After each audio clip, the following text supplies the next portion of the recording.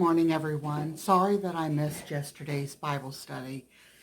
We had a busy day, and I was feeling a little bit under the weather, so I thought I would just wait until today, and we can do it today. So, all right. So today's lady is Potipher's wife, and the story is found in chapter 39 of Genesis, starting at verse 6, going through verse 10. And I'll read from the Bible first.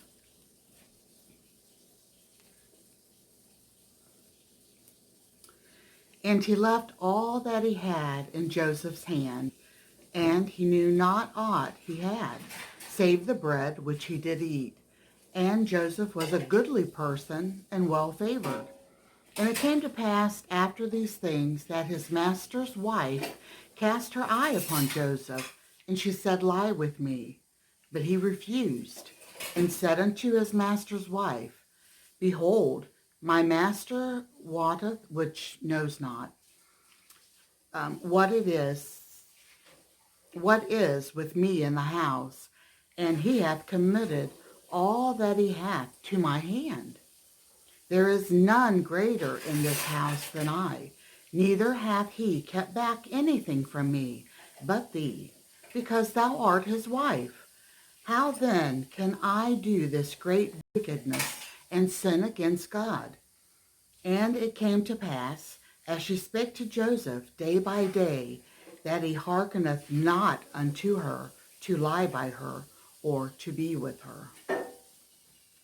So we'll learn about Potiphar's wife, and she was not a nice lady. Put it that way. Okay, we'll read from the journal now. No shy and retiring woman had Potiphar married. She ordered slaves to do her will, even if that was to join her in bed.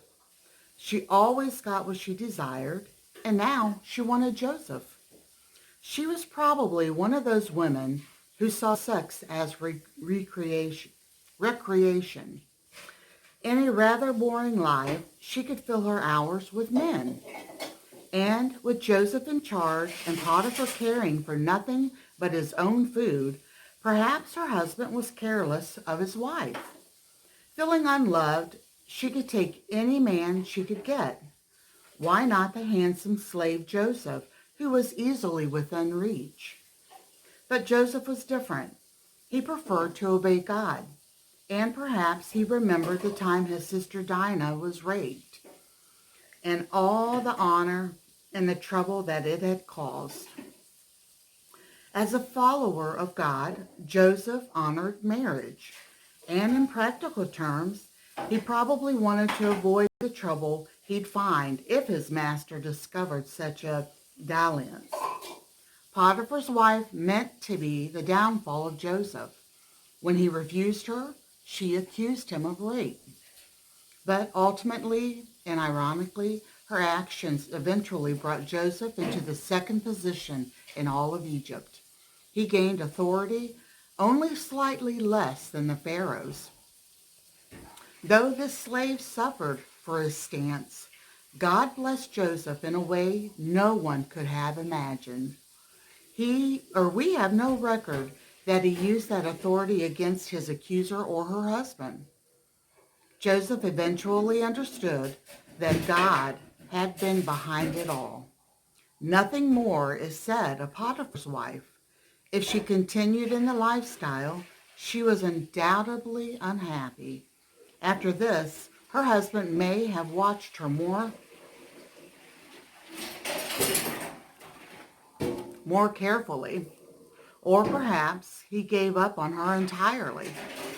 This unnamed woman warns us that sex is not a game. Joseph could have given in to her demands because, as a slave, he could suffer for disobedience to his mistress. But he stood his ground, and because of it, God gave him great responsibility. Those who can be trusted in their sexual life can be trusted in high office too. Would anyone have wanted Potiphar's wife in a position of great authority?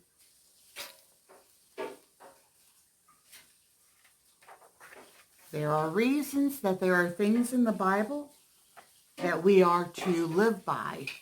And if we live by those things and